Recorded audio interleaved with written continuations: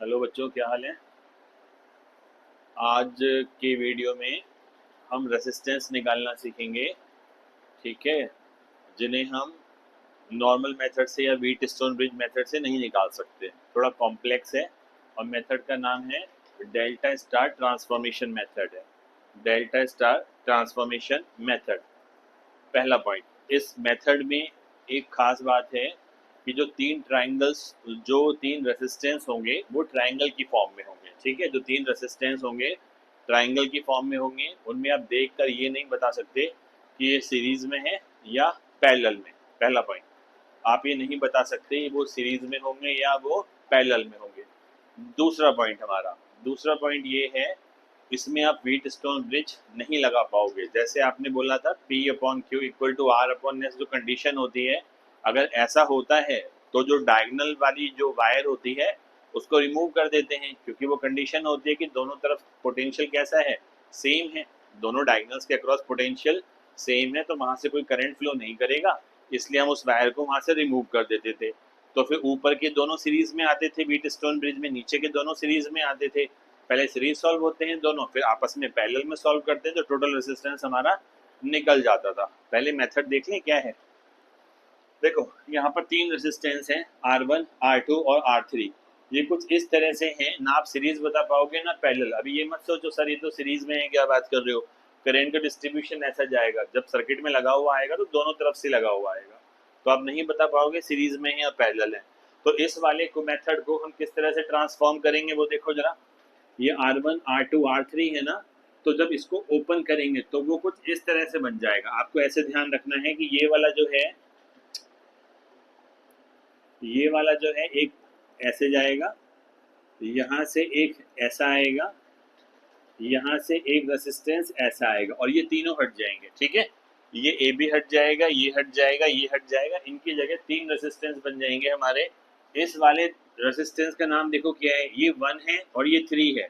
ये R1 है, ये R3 है, तो इसका नाम रखेंगे R13। ठीक है, R13। ये R1 है, R2 है, तो इस वाले का नाम रखेंगे R12 या 21 कर दो, कोई फर्क नहीं पड़ता। अब ये 3 है, ये 2 है, तो इस वाले का नाम रखेंगे R23।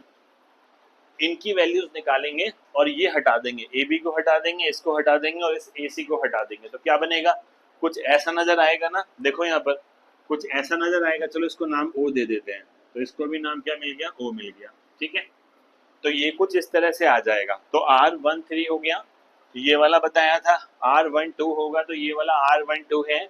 ये वाला कितना है देखो जरा यहाँ पर, ये दोनों R23 है। ठीक है, तो मेरे को ये भी मिल गया। अब R13 की वैल्यू क्या निकालनी है, कैसे निकालेंगे वो देखो। R13 की वैल्यू के लिए R1 रेसिस्टेंस को मल्टीप्लाई करेंगे, किसके साथ मल्टीप्लाई करेंगे, क्या हो रहा है, किसके साथ मल्टीप्लाई करेंगे, R3 के साथ मल्टीप्लाई करेंगे, और नीचे सभी रेसिस्टेंस का सम कर देंगे।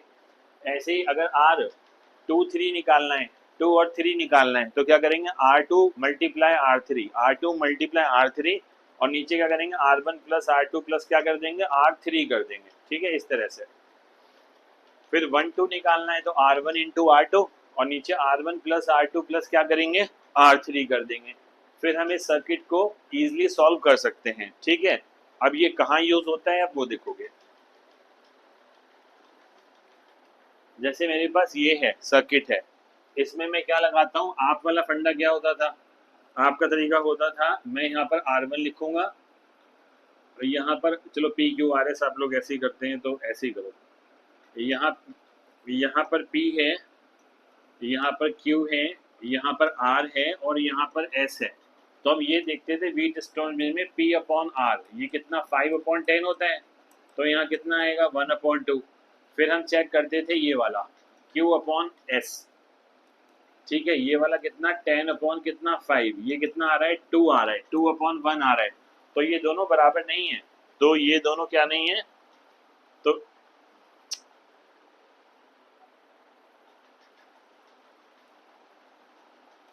तो ये दोनों बराबर नहीं है। इसका मतलब सी और डी दोनों सेम पोटेंशियल पे नहीं है। तो इसका मतलब ये है कि मैं इस वाली वायर को हटा नहीं सकता। समझ में आ गया, इसमें नया क्या करने वाले हैं, इसको मिटो देते हैं।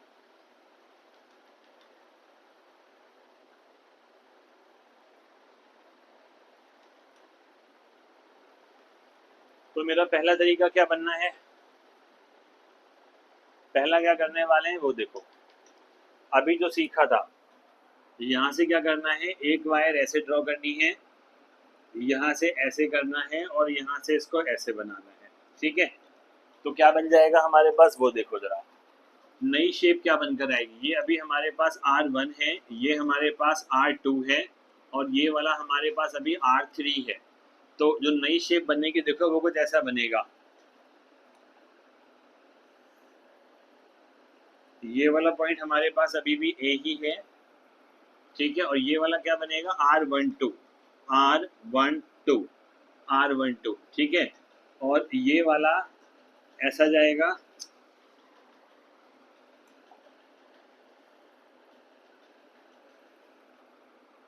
यहाँ देखना, ये वाला 1 और 3 है, तो ये वाला हो जाएगा, ये वाला रेसिस्टेंस हो जाएगा R13, R13, और ये वाला हो जाएगा हमारा 3 और 2 है, तो R कितना हो जाएगा 2, और यहाँ से कितना आएगा 3, ये हो जाएगा। तो क्या होगा, ये तीन कौन से साइड्स रब करनी है, AC खत्म कर दो, इसको खत्म कर दो और इसको खत्म कर दो, ये वाला तीनों पोर्शन खत्म कर देंगे। तो हमको आगे क्या मिलने वाला है, आगे हमको मिलने वाला है ये वाला पार्ट मिलने वाला है आगे हमको,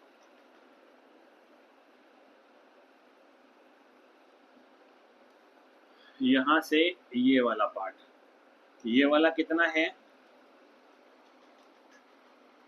ये वाला है 10 ओम्स, और ये वाला रेसिस्टेंस कितना है मेरे पास, ये वाला मेरे पास है 5 ohms, and this point is E and this point is B, ठीक है। तो अभी आप लोगों ने ये रेसिस्टेंस फाइंड करने पड़ेंगे पहले, ये वाला रेसिस्टेंस, ठीक है। तो कर लेते हैं फाइंड, देखो जरा, अगर मैं R12 निकालूं तो मुझे R1 इंटू R2 चाहिए, R1 इंटू R2 कितना है, 10 है, ठीक है, दिस इज 10, और यहाँ पर तीनों का सम कितना आ रहा है, 20 आ रहा है, 5 प्लस 10 प्लस 5, तो यहाँ पर ऊपर 50 है और नीचे कितना है, 20 है, ये कटेगा, तो कितना आ गया, 5/2 ओम्स आ गया, ठीक है, कितना आ गया, 5/2 ओम्स आ गया।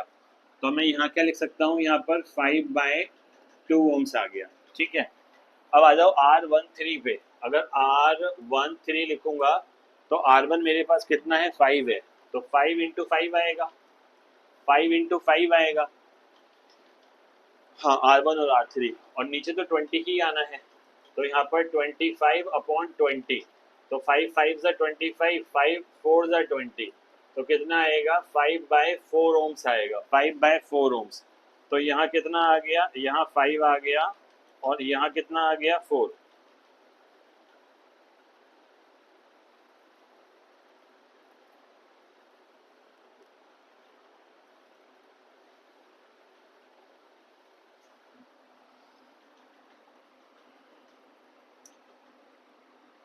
यहाँ आ गया 5/4 ओम्स आ गया, ठीक है, ये रेसिस्टेंस है, ये 3 था। अब आ जाओ R23 पे, यहाँ पर R23 अगर निकालूंगा तो मुझे मिलेगा 2 और 3, यहाँ पर मिलेगा 50 और यहाँ पर मिलेगा 20, तो यहाँ से फिर से कितना आ गया, 5/2 ओम्स आ गया, ठीक है। तो मैं फिर से लिख दूंगा यहाँ पर, this is equal to 5/2 ohms आ गया, ठीक है। अब ये देखो सर्किट सॉल्व हो गया ना, ना तो यहाँ सीरीज था ना यहाँ पैरेलल था। अब हमको क्या मिल रहे हैं, ये दोनों देखो जरा, ये दोनों सीरीज में हैं और ये दोनों सीरीज में हैं, ठीक है। तो मैं अगला डायग्राम जो बनाऊंगा, अब तो इजी हो गया, अब तो कर ही सकते हैं।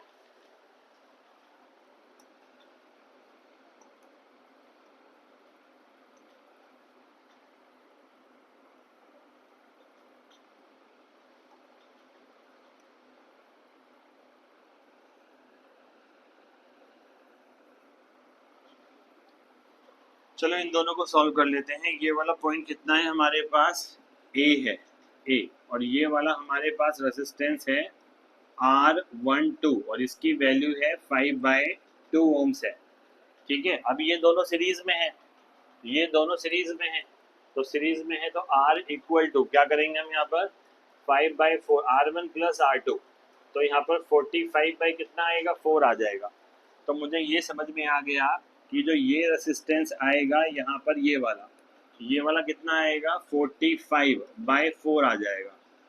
दिस इज 45/4, ठीक है। और ये जो आएगा ये दोनों भी सीरीज में है, तो ये जो रेसिस्टेंस आएगा 5/2 + 5 आएगा, तो 10 और 5 15/2 आ गया। तो यहाँ से कितना आ गया 15/2 ओम्स आ गया, 15/2। और यहाँ कितना आ गया B। अब ये दोनों किस में आ गए, पैरेलल में आ गए। अब अगर ये दोनों पैरेलल में है तो 1/R लगेगा ना, तो 1/45/4 + 1/15/2। तो यहाँ से 45 आएगा, यहाँ 4 आएगा, 3 2 6, तो 1/R। तो R की वैल्यू कितनी आएगी 45 कितना 10, 5 9 45, 5 2 10, ठीक है। तब ये भी सॉल्व हो गया। अब देखो जरा क्या करना है,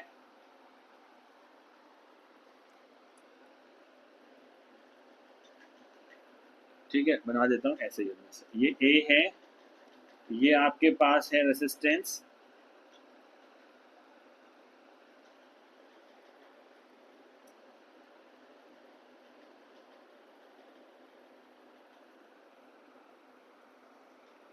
ये B है और ये A है। ये वाला है 5/2 ओम्स और ये वाला कितना आ रहा है मेरे पास 9/2 ओम्स आ रहा है। दोनों सीरीज में है, दोनों किस में है, दोनों सीरीज में है। तो मैं क्या करूंगा, यहाँ से मैं इसको सॉल्व करूंगा। RAB के बीच का रेसिस्टेंस हो जाएगा, सीरीज में है तो R1 + R2 लगेगा, तो 5/2 और यहाँ पर 9/2, तो कितना आ गया 14/2 आ गया। दिस इज कितना आ गया 7 ओम्स आ गया। दिस इज कितना आ गया हमारे पास 7 ओम्स आ गया। ये वाली बात समझ में आ गई। दिस इज 7 ओम्स, ठीक है।